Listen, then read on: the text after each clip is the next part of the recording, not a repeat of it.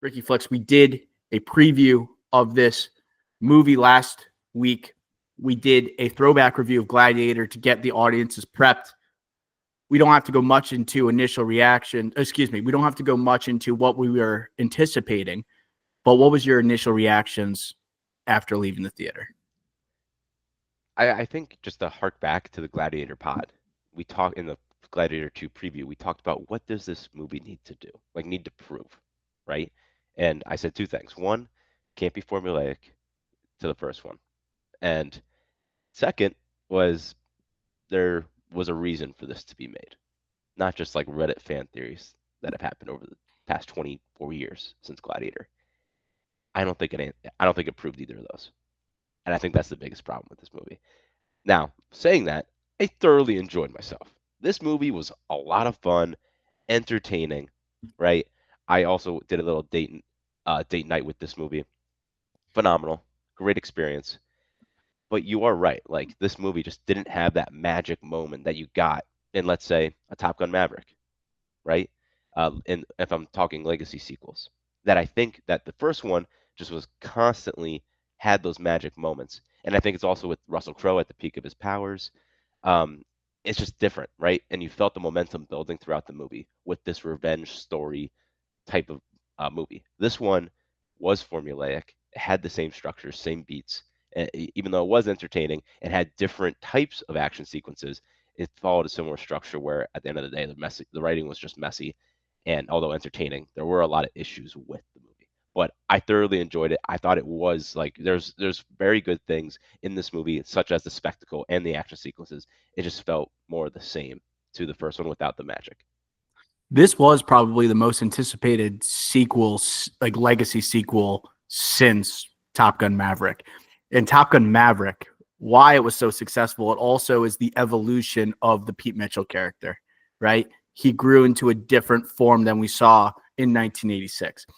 This movie, I think, fails when it comes to what you're talking about, where it was proving why it needed to be made. And I think this is a sequel that doesn't continue the story, but a sequel that just replicates the first movie, which makes it seem unnecessary to me. You know, this has very, very similar beats to the first movie. The overall premise of trying to restore the Senate, power to the people, it's there. It's a personal revenge story where someone loses their family. All the beats are the same, and everything is just like a lesser than version of the first movie. And I also think, and initial reactions here, this is not an Oscar movie. This is not. It's straight up when you have, and this is gonna be a spoiler review, okay?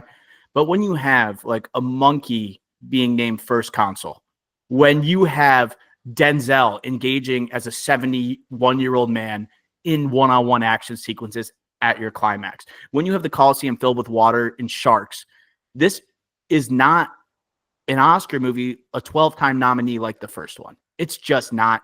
This was made for entertainment purposes, and I don't think it will have really larger aspirations aside from maybe Denzel Washington and Best Supporting Actor, which I pretty much think is a lock for this movie. But any other initial reactions before we dive deep into this? Yeah, like again, the spectacle was cool. There's some great combat scenes, like one-on-one combat scenes. I think those are the highlights of the movie, Yeah. right? And I think Paul Mescal lived up to Oof. We got to expectations talk about him. with the action scenes.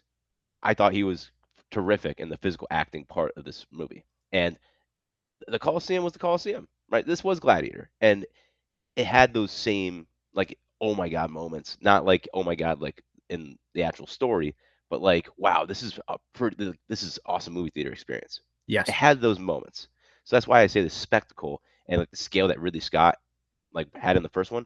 I'm not gonna say it's to the same effect, but he did bring it for this.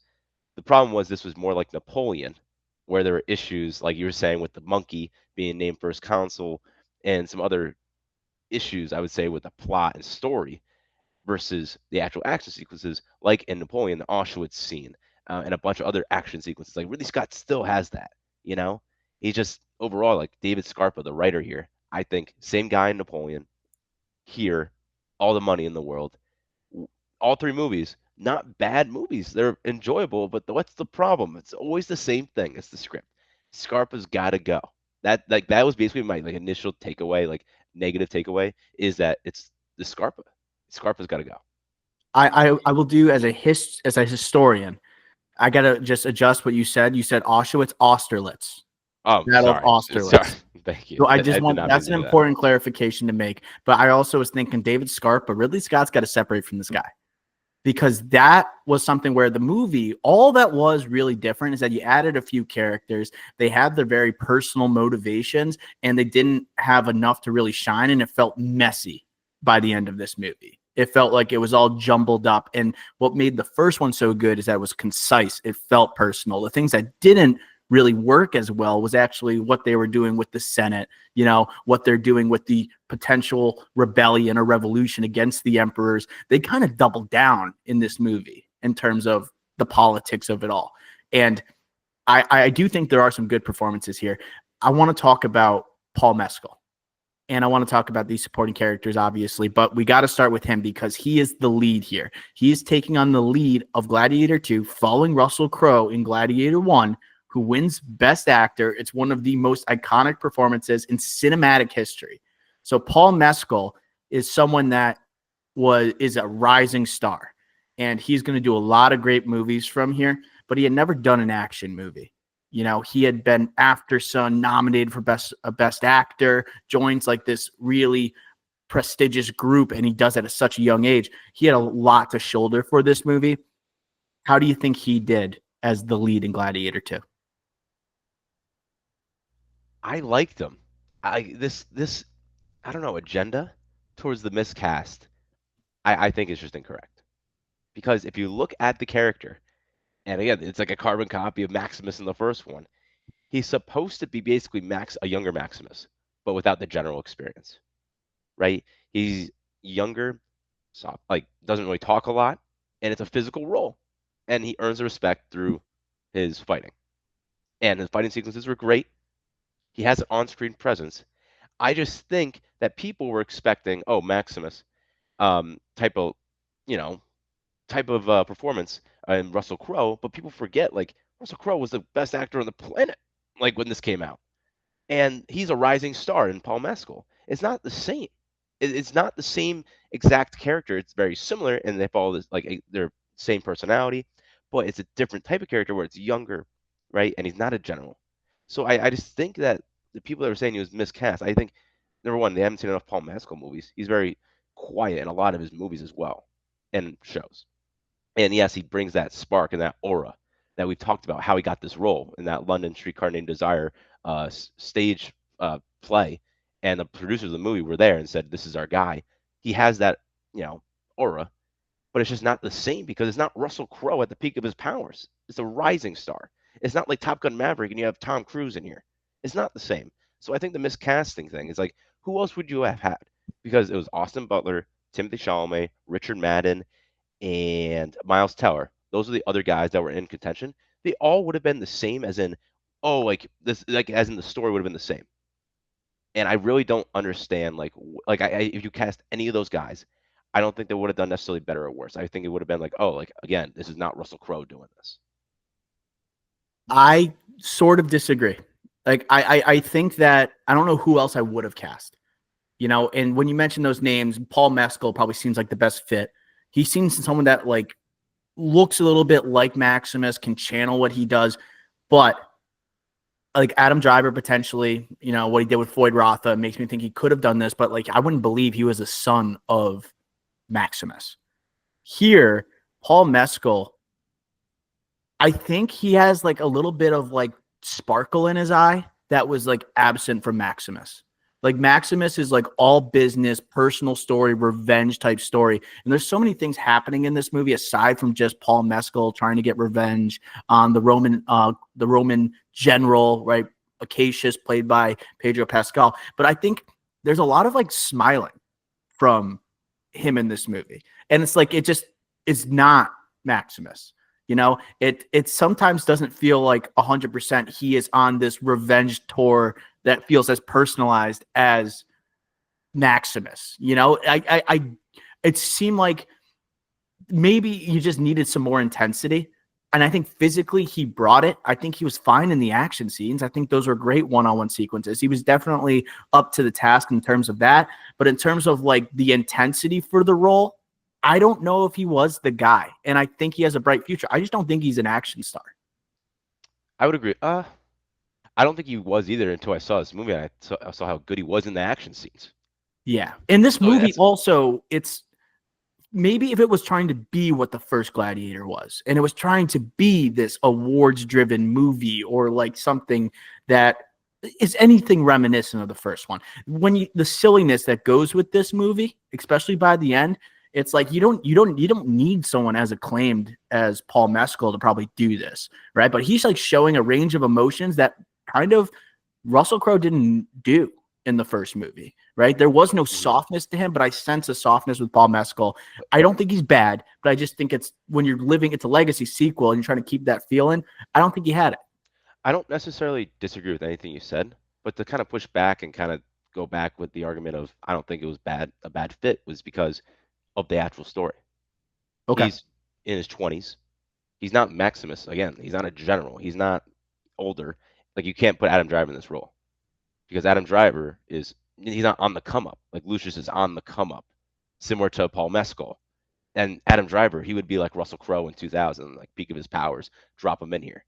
It's like, you know what I'm saying? So I Yeah. think it's more of a story issue. And he Then doesn't look with, like it. Just doesn't look like Maximus's son. Like there's yeah, something that felt that was the big thing to me. It's like because they're trying to. I think also what softened him a little bit, which made it appropriate casting, is his relationship to his mother. You know, I think that's a huge part of the story. Something you didn't have that in the first Gladiator, obviously, but that softens him up a little bit, especially with those one-on-one scenes compared to what Russell Crowe had to do. He lost everything. He lost everything. You know, and it's also it's also different from Gladiator. I will say with the Denzel aspect, because if you think back to Gladiator, like yes, you have Proximo, and that's when like Russell Crowe was a little bit more animated, but not really. He still was the same.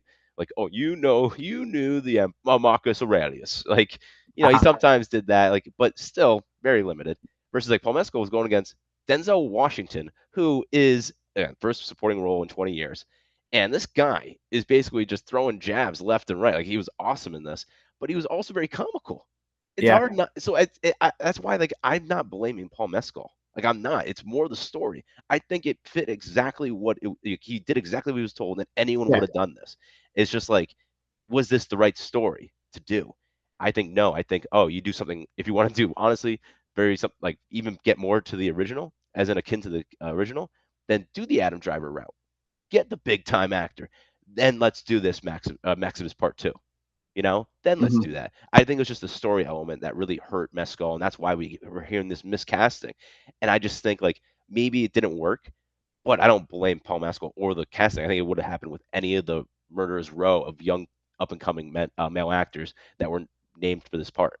He has an insurmountable like he has a bar to reach in this movie. There's an expectation set upon him that's unattainable, Totally and agree. when you're doing something that is similar but also it's like same but a little different, it's going to be you're not Russell Crowe.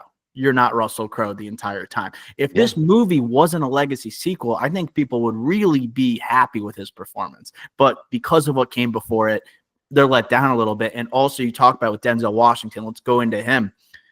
He obviously chews up the scenery.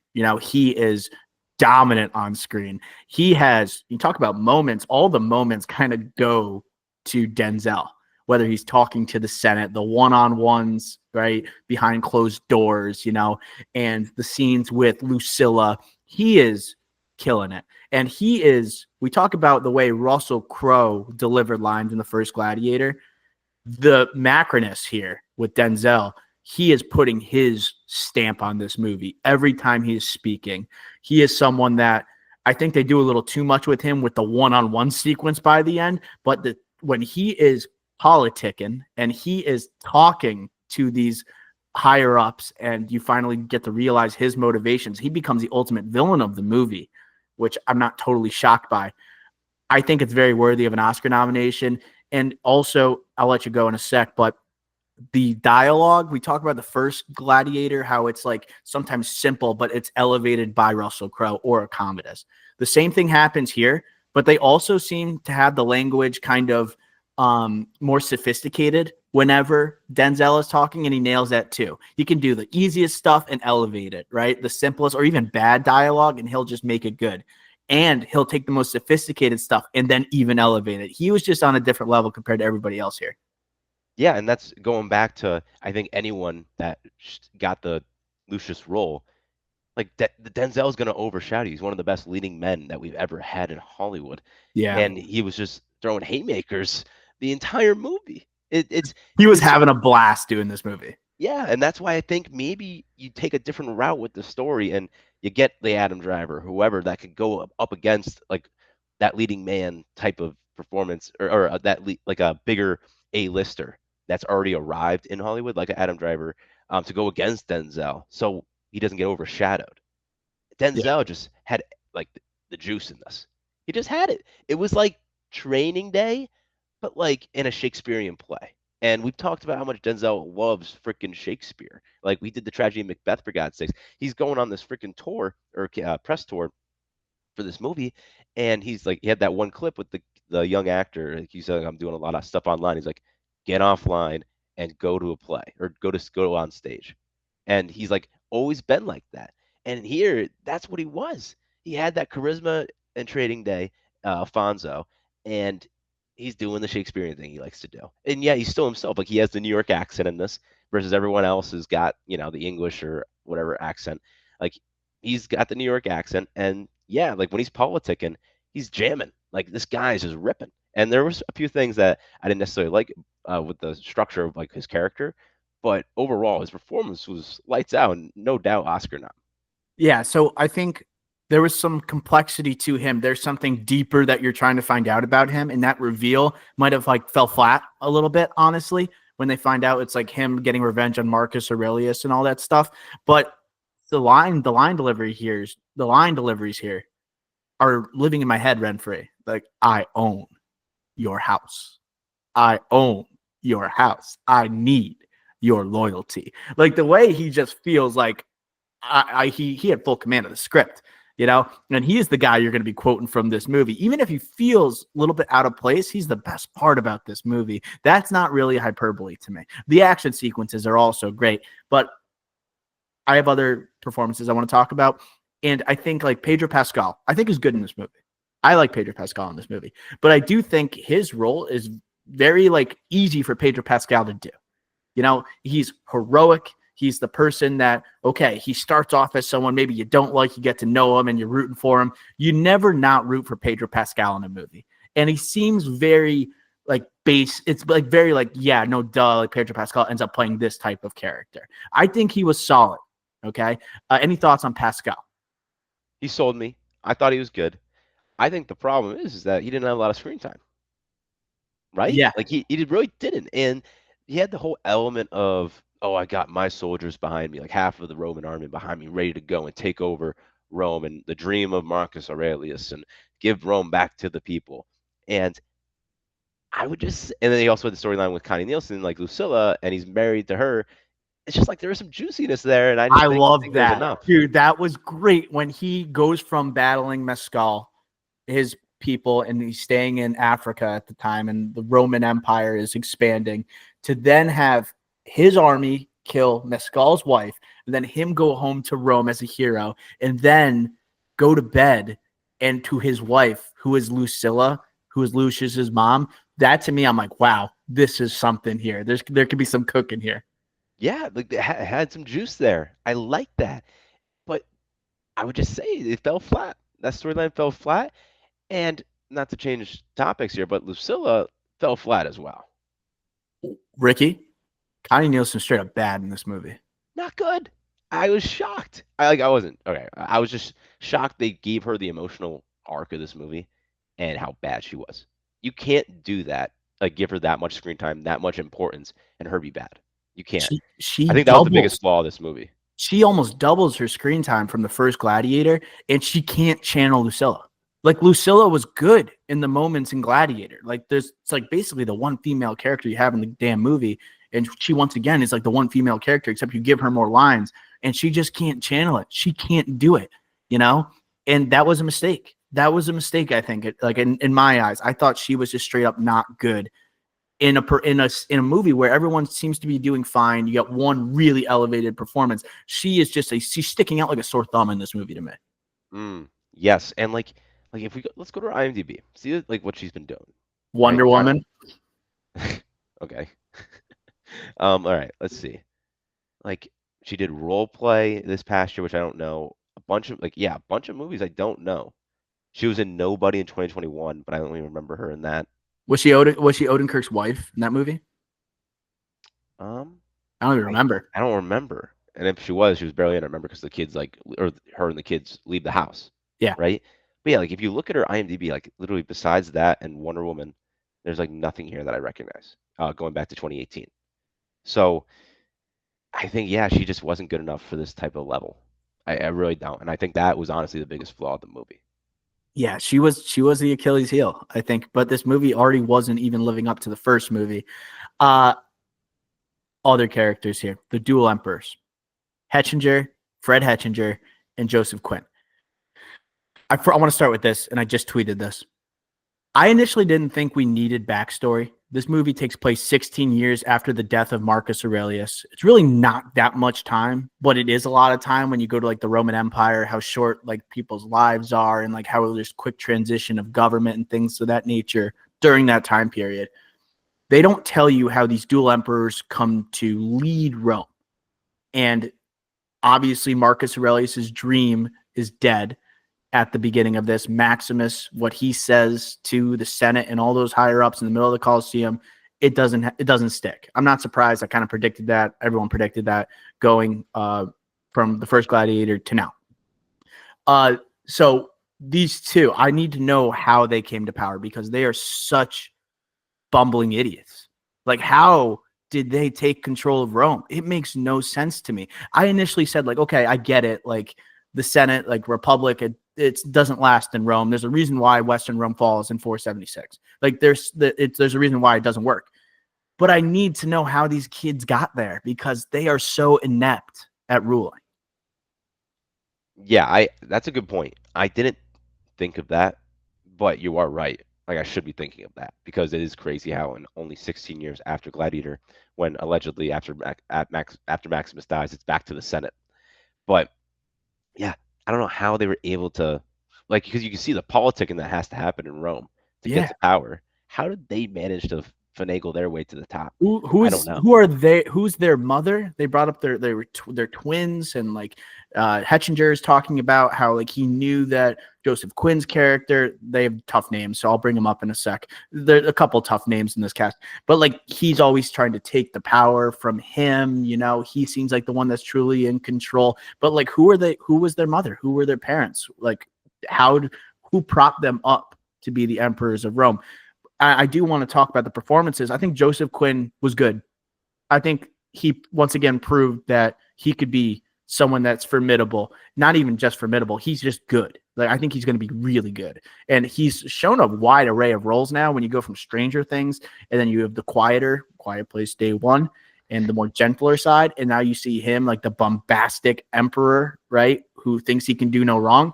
He's showing a range right now that has me excited for him to next attack like Johnny Storm, like another cocky guy, right? Youngest of the group. Let's see how he intermingles with the Pedro Pascal, Vanessa Kirby, Eben Moss Backrack and company.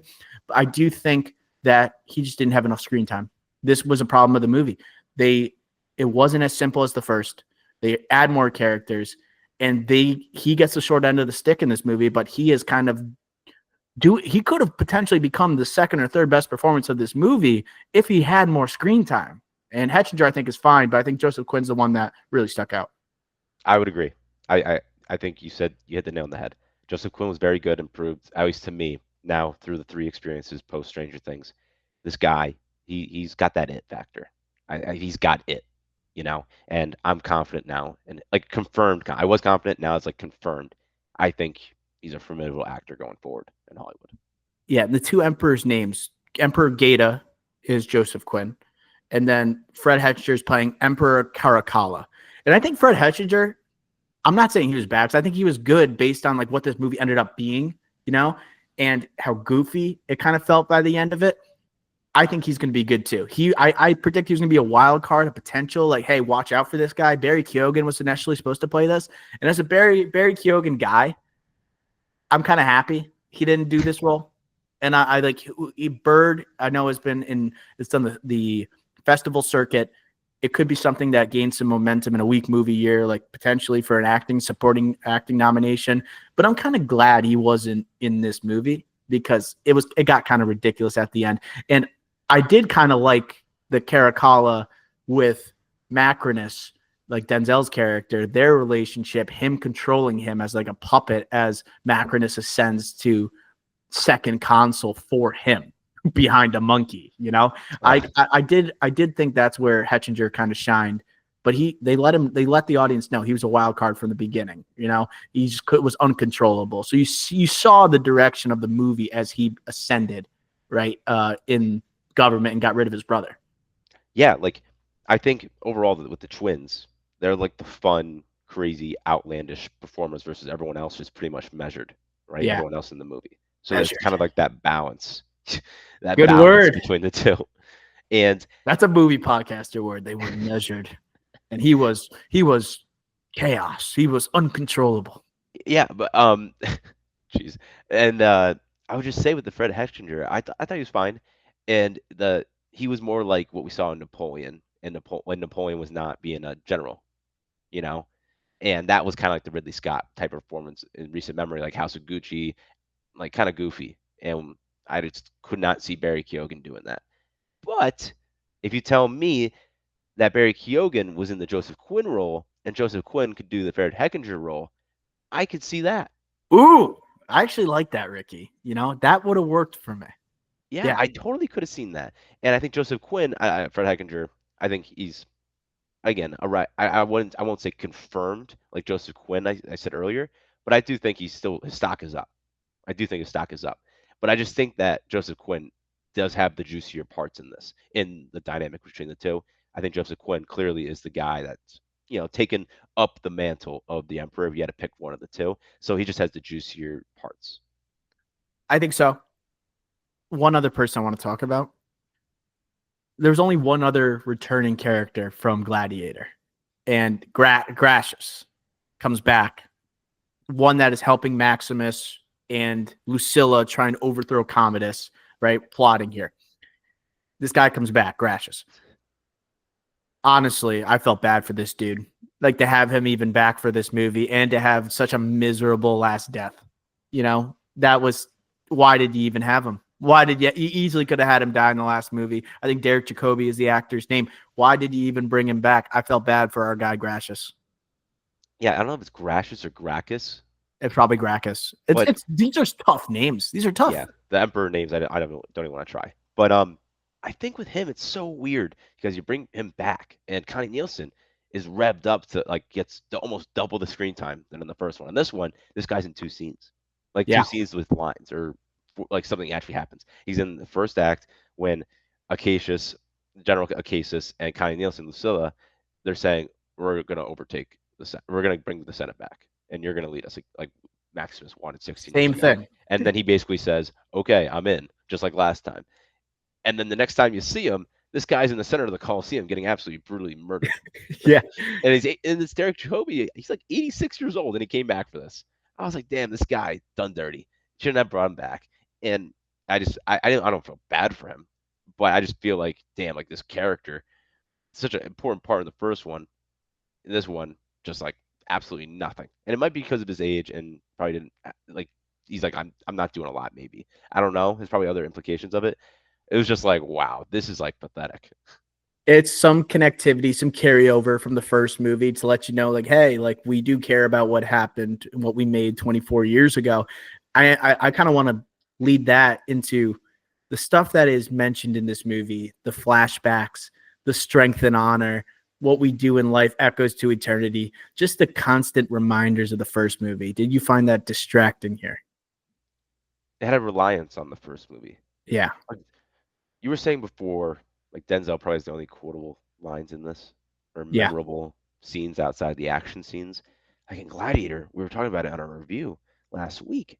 So memorable, so many lines, and they just rehash them here. This is not original, and that's why like it's not going to be sticking with you. Like I think the movie sticks with you just because it's a spectacle after you see it, like when you walk out.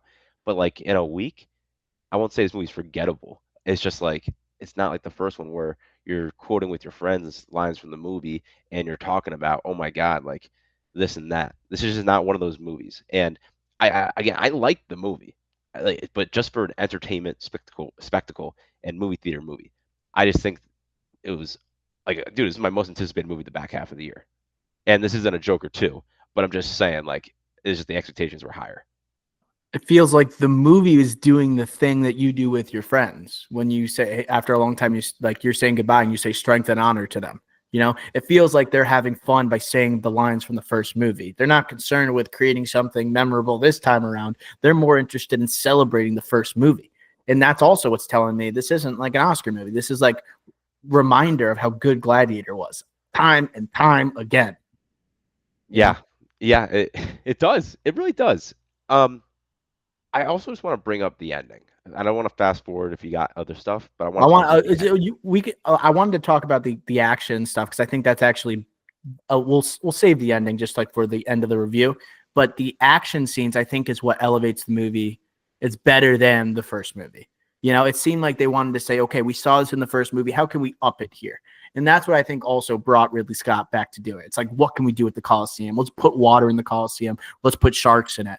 Let's have that arena, that JV arena that Lucius is going to fight in, similar to where Maximus had the famous "Are you not entertained? Are you not entertained?" We're going to make it where he's fighting like these baboons, okay? And they're going to elevate the scene just by saying this guy's a savage. He's going to literally be attacked by this ravenous monkey, this baboon, and he's going to take a bite out of the freaking baboon's arm. I'm like, that was the most savage thing I've ever seen. Like seeing that, I'm like, this is how the plague started that they mentioned like in Rome. Like this is where the plague starts, right here when he bites that baboon in the arm. Yeah. When I saw that, that's why I'm like, whoa, this is gnarly. I think the first wartime sequence also is a beat that they're continuing from the first movie. Also great. Some really insane, like ripping off of the heads. There is a harpoon that goes through a guy and nails him to the wall. Once I saw that, I'm like, okay, here we go. Even gorier than the first action sequence, the first battle in the first movie. They were like, how can we level this up? The one-on-one with Pedro Pascal, I think, was excellent. The personal motivations that go into it. Beats that are similar, doing the same thing, but just making it more elevated action. I think that's what the movie did best alongside Macronus. Yeah, like overall, this movie never tried to escape the familiarity or like the shadow of Big Brother, right? Yeah. But I would say like you would say it welcomed it. But I would say for the action set pieces, Ridley really did try to elevate it. And yes, I followed similar beats. Like you have the pre-Colosseum gladiator fight. You only have Yeah. one of them, but you still have one of them. But he adds baboons. Personally, my least favorite, but he adds something different. I The think the CGI CGI is was more of that. so bad for that baboon. It was Yeah, so bad, so fake. yeah. But he tries something different. Then he gets to the Colosseum. What does he do? No tigers, but and no crap. What's his name in the first one? The fighter with the lion mask on. Tigris. Tigris. Um, lion, tiger, obviously. Did you see Um, him wearing the mask during the guys yes, behind Acacia? So them wearing the Tigris masks? yes. But Good you have Easter the egg. rhino in this. You have the sharks and filling the water up in the Colosseum, and you have the ships, right? And then even at the end, you have the huge set piece that is nothing with the two large armies. So you have like those aspects that really was like, all right, I can't. I'm going to follow these similar beats, but I'm going to try something different here. So that's where like I have appreciation for that, right? Trying to be a little different in that regard. And Ridley Scott, not the guy behind the script, behind with the pen in hand, I think it's just like he needs to get like we were saying off the top with Scarpa, he needs to honestly probably be more of a producer in his own projects, to be honest, and just have more of a say and like, all right, I don't want to just have a messy script. By the end of the movie, like, I'm wasting kind of all these great set pieces that I have elevated, and he's done it consistently. Like we said it with Napoleon, he did it in that movie too. So he's like 86 too, like similar to Derek Jacobi, and he's still like doing this at a high level, like directing at a high level. I think it's just I think the writer here and the story is bogging him down. Yes. And I think the action sequences, they're great, but they're not memorable the way the first movie is. I don't think, and it's easy to say this 24 years later, and like we're coming off like the legacy of the first Gladiator movie. And those scenes, especially with Maximus, the dialogue he has, the minimal dialogue, but like punches you every time he talks. It has like, wow, this looks good, but is this going to be sticking with me 1 year, 2 years, 5 years down the road? Probably not. I think the CGI I just wanted to talk about, and then it seems like you want to hop in, but the baboon looked not good. But I would say the Colosseum in Rome looked better than the first movie. I was watching, like I said, we did the preview last week, and then I watched Gladiator again on the Friday before seeing it, and the background when Commodus is talking is so bad. The green screen is really bad.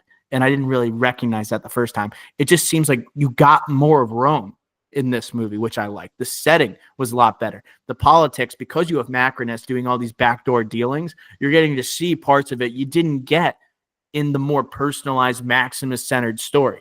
You're able to like see different parts of it, and I think they were kind of flexing a little bit compared to the first movie. It was flexing his budget for sure. 250 million, I think, was the budget. Definitely was flexing it more this time around, and for good reason. Like I said before, Ridley, if anything, has gotten better with the action set pieces and the actual look, and that's where I think even with the baboon CGI, the shark CGI, that I would say is under par, it or mediocre. I still think it has a chance for like some nominations below the line at the Oscars. I still think so. So that's where like really still has it. I just wanted to comment just before last thing on the you said like something about how the actual action set like scenes like they just weren't as impactful as the first one. And I would just say like in the first one, you could feel the momentum building up every single fight up until the Commodus one. You could feel it like every single fight had its purpose.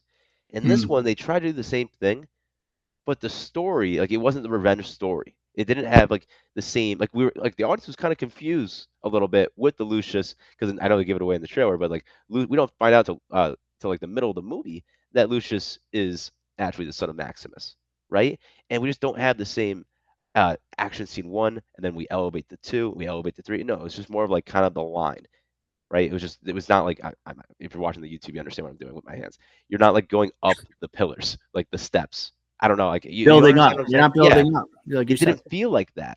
And like by the time we had the general showdown in the Coliseum, I should be feeling like holy crap, like similar to what we do in Gladiator with the Commodus one. But not enough screen time for Pedro Pascal, not enough story. There's only two surface level with him and that character and that storyline with the Lucius that we only find out like 20 minutes before that he's the son of freaking Connie Nielsen's Lucilla. So, and the heir to the Roman Empire. So I just think that the story kind of lacked as well to kind of have momentum throughout these set pieces. And this is where I also think of the Mescal performance. He is just worried. He has to worry about a lot of other motivations aside from what Maximus had to. Maximus, revenge against Commodus, and then in the back of his mind, if he can restore the power to the people in Rome. And you have similar things where initially Paul Mescal, he goes through like he adapts kind of like these different motivations where initially he wants to get revenge on the Roman general. He wants to get revenge on Acacius. And then after that, he sees his mother, right? And then he's like, I got to save my mother. After the Acacius thing kind of falls through, and they find out that's his mother's husband, and then it goes from there to him trying to restore the Senate, just like Maximus was. There's like a lot of things he's worried about in this movie. It just doesn't feel as simple as like the Maximus character did, which leads to a different type of performance. I think that's a key part of it. I totally agree. I think that's a perfect way to kind of sum it up. And then as we go closer to scores here, Oscar aspirations. So Denzel, I think we can both agree, lock for best supporting. And I would even say potentially he is in the lead for the best supporting category from the movies we've reviewed so far this year. Does it have any other ones? Maybe like a costume design was pretty good for this movie. Once again, flexing what Rome looked like, right? These special effects, maybe like below the line categories. I don't think score, it was good, but didn't hit like Hans Zimmer. I like how they added the score from the end of the first Gladiator and they do it at the end of Gladiator 2. Very smart, paying homage. And did you think? Actually, let's stay there. Let's stay. Let's stay with Oscars. And I got to ask something about the end. But I still what do you think think? there's a bunch of potential for below the line. I really do. And I think Denzel's a lock. And I would agree with you. He's in the power rankings of best supporting actor. It's him at number one and probably Kieran Culkin at number two, but a close two. Ooh, yeah, we got to see a real pain. A Real Pain just like isn't the same. Like it's just not gonna. It's not a huge movie, like box office movie. So like not a lot of people have seen that. But that will build up momentum more with a campaign push for that movie, which it will have because that will be a Best Picture nomination, and this leads to Gladiator being a Best Picture nomination. I don't think it will. I think it's got to come up short. I think so too. I think Wicked, like you said, we recorded our Wicked review prior to this, so you'll see. But having Wicked in its reception, and its critical acclaim, it kind of is vaulted Gladiator 2, which is not something I expected going one of my takeaways from Glicked Weekend. That is insane to me, Ricky Flix. One from Ridley Scott, another from John M. Chu. One is a sequel to a Best Picture like powerhouse, and it's being ascended by a musical adaptation. Never saw that coming. I wanted to bring up something about the end because I agree with you also. Okay, this movie I think it's played its way out of the Best Picture race, which is nuts. Did you think at the end when you have that score going and you have that voice, that beautiful voice that's a part of the Hans Zimmer score, and you have the brushing of like the wheat field, did you think there's a chance we saw Russell Crowe as Maximus in that moment where Lucius would come face to face with him in a dreamlike sequence? I had the thought of they're not gonna do that, will they? Like they had Donda, a freaking monkey, as like the consigliere to the freaking emperor of the Roman Empire. Maybe they do something, but I just think Russell Crowe doesn't look the part anymore. So like you can't do that. It would have to be like massive CGI, and I don't think they would do that. With how silly this movie kind of got in some aspects of the plot or the story, I wouldn't have mind to see him talking to Lucius like in a dreamlike sequence. I think I would have been okay with it. And I think it would have been like, I see what this movie is, just cemented what the movie was. I would have been in on seeing Russell Crowe in a movie that no one would expect to see him, even though it is a sequel because he died in the first one. If you got to see him, it's like, man, full circle. Like, this is why we're making this, because of this guy. That's why we got Gladiator 2. I would have loved that. Ridley Scott has teased that potentially a third Gladiator movie would happen. Ricky, are you in on a potential third Gladiator movie? Paul Mescal doesn't die at the end of this, despite the iconic score making a return at the end of this movie. He survives. Do you think that there is another story to be told here? So it's doing well internationally at the box office, doing very well, tracking way above the figure that it was estimated at. Domestically, we're recording this on Sunday morning, and we don't know the figures yet, but it was projected at over 60 million for a $250 million budget, 60 million domestically. You kind of want to see that closer to 80 million. But again, this is kind of a more international movie. This will have legs internationally. I think it's fine. I think there's enough here where Paramount's behind this one. I think there's enough where it's like we'll greenlight a third one. I just don't think we want it. Like we don't. And I think there's not really a story. Like because I don't know, you're the history guy, so confirm with me on this. Because Ridley Scott tries to make it, or like these movies, like they try to be historically accurate, at least at the high level wise, with the emperors, Marcus Aurelius, and then like basically he's like the last great Roman emperor, and then it kind of just goes downhill from there, right? So I just feel like, what's the next one? Like Lucius, oh, I kind of like took over. I had my moment. Both sides of the army are now with me, but like he's not going to be emperor because based on the high level historical accuracy, right? So like, what do? He takes over as general and he becomes a slave again? Like, I don't know. I think you just have to have a brand new story. I think there's more of a reason to have a third movie like a sequel to Gladiator 2 than there was to have a sequel to Gladiator 1. I Okay. think that what you could do is that part we were missing is the ascension of those dual emperors. You could have basically the Senate being established again, power going back to the people, but people, right? Maybe you have Paul Mescal, his Lucius as a general, or maybe a politician, right? Helping restore the Republic. But there are potential usurpers. There are rebellious type of figures that are trying to take back Rome. That part you were missing between Gladiator 1 and 2, you could make as a third movie of people trying to take on the power of the people. I think you can make a third movie. I think it makes more sense to make a sequel to Gladiator 2 than it was to make a sequel to the first Gladiator. I think that's interesting, but the problem is this movie's called Gladiator, and it's the highlights are this action set pieces, and Yes, always will be. So I think what that's you're the saying, issue. How are you going to have a gladiator? That's the thing. It's just a story about Rome then. yeah, You like got to it's just a reboot story the about title. Rome. It's like what we saw in Conclave this year, like kind of, where it's just all talking in rooms and politicking. Yeah. Like, there's no gladiator. There's no story like actual like action, which is why you go see this movie in the first place. So although I think that's a great idea, I just think it's a different movie. It's a different franchise, I guess. Or it's a gladiator that is not the focus of the movie, but maybe the gladiator becomes the villain for once. Like the villain instead of the hero.